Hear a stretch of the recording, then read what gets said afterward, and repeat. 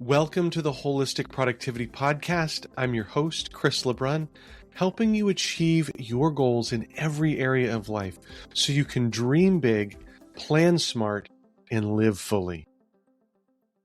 Balance isn't something you achieve, it's something you practice, and it looks nothing like what you've been told. Can I be honest with you about something? The way we talk about balance is setting us up to fail before we even start. We have this image in our heads, equal parts work, family, health, relationships, personal growth, all perfectly divided, all getting exactly what they need all the time. Like some sort of beautiful symmetrical pie chart of a life well lived. And then reality shows up. Here's what balance actually looked like for me recently. I work as a nonprofit fundraiser, and a big part of my job revolves around fundraising events. In the weeks leading up to these major fundraising events, things start to shift. There's longer hours, different work schedule. My weekly shopping date with my wife is put on hold. Projects that sit untouched, commitments that get pushed. By this 50-50 standard, I'm completely failing at balance during those times.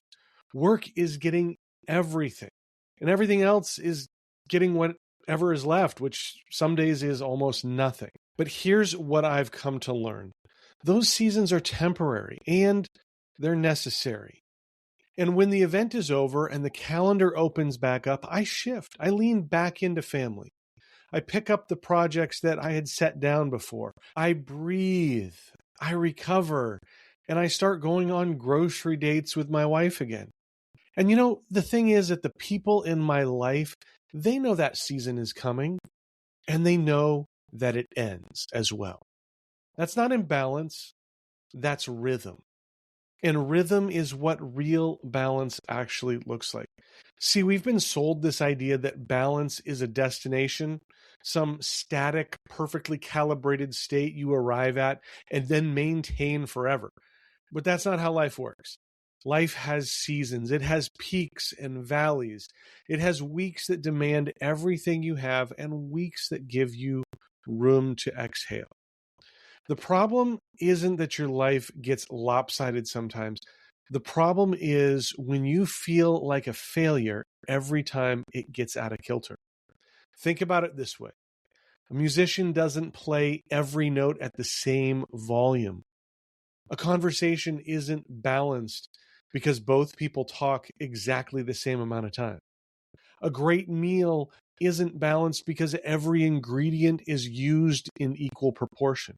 Balance, real balance, is about the whole picture, not the individual moment. So what does that mean practically? It means giving yourself permission to lean, to let one area of your life take more right now, knowing that you will rebalance when the season shifts. It means communicating with the people around you when you're in a heavy season, so they are not left wondering where you went. And it means being intentional about the recovery process. That shift back doesn't happen automatically. You have to choose it. The goal is not a perfectly divided life.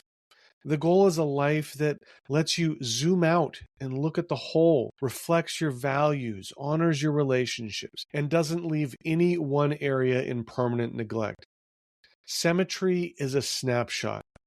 Rhythm is a lifestyle. So here's the question that I want to leave with you today. When you look at your life right now, are you in a heavy season that is temporary and intentional? Or have you been in that heavy season so long that you've forgotten it was supposed to be temporary? That answer matters a lot. Let's pause here for a quick break. We'll be right back.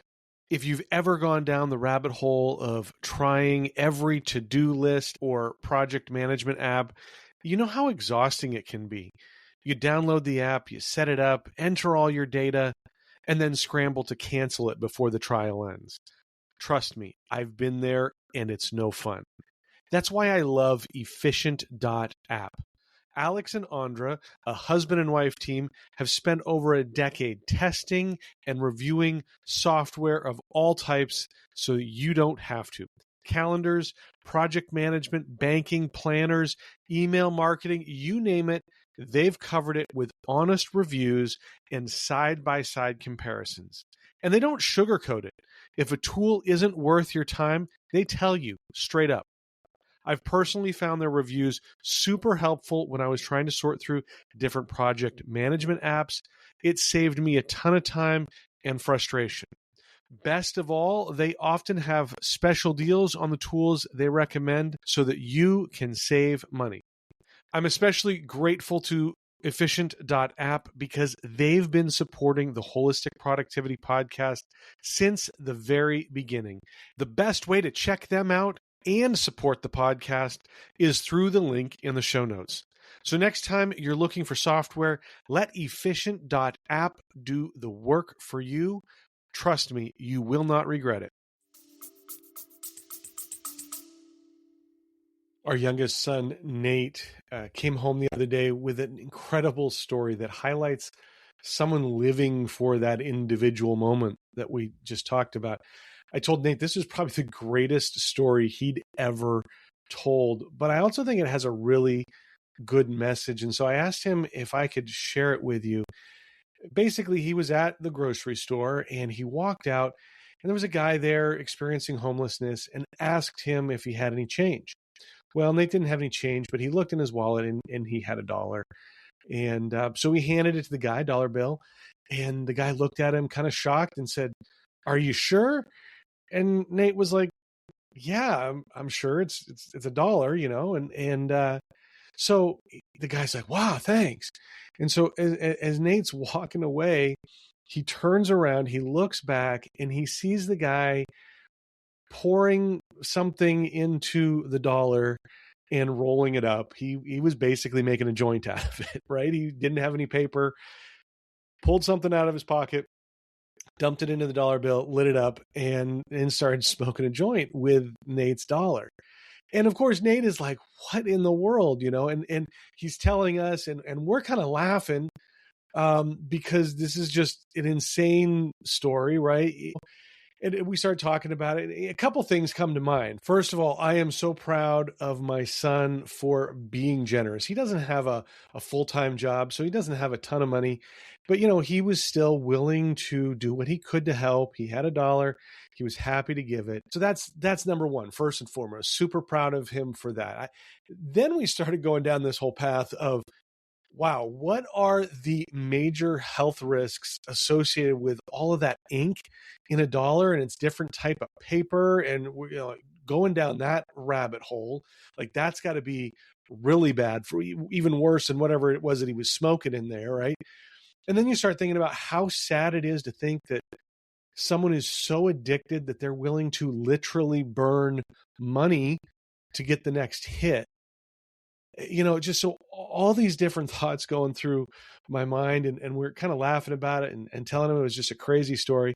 But we hear this story and you and I say, there is no way that I would do anything like that. No way that I would be that short-sighted to burn money. But we do it all the time. We do it all the time. We lose sight of our big dream for some moment of comfort and ease. We prioritize the immediate rather than the strategic. You know, we don't save for that dream vacation, and instead we spend our money on something that doesn't really matter. We scroll a little longer on social media rather than spending time on some meaningful projects that will get us closer to our goal. Anytime we allow short-term comfort to overshadow long-term happiness, we are doing exactly what this guy did with Nate's dollar bill. You know, we're living for that individual moment rather than seeing the big picture. So my challenge, don't forget this story. It's crazy, right? So remind yourself in those moments when you struggle with focus, with motivation, with doing something that's hard, that will actually get you what you want, not to throw away your lifelong dreams for some momentary level of comfort. Use this story as a way to stay focused on the real goal, and life will be so much better for you. I promise you that. Well, that's it. That's a wrap for today's episode. Thank you so much for hanging out with me, for being here for this episode. Check out the show notes at holisticproductivity.com/54. Make sure you like, follow, and subscribe on your favorite podcast platform or on YouTube. Remember, you can watch the show there as well. If you got any value from today's episode, I would love to see a 5-star rating on your favorite podcast platform. It's the best way to help others find the show and get the enjoyment, the value, the benefit from it that you are.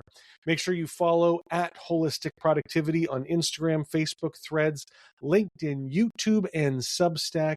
A lot of extra productivity tips and motivation throughout the week. I don't know that I can top Nate's story all the time, but keep looking for great content there as well. And join the Holistic Productivity community on School. It's free.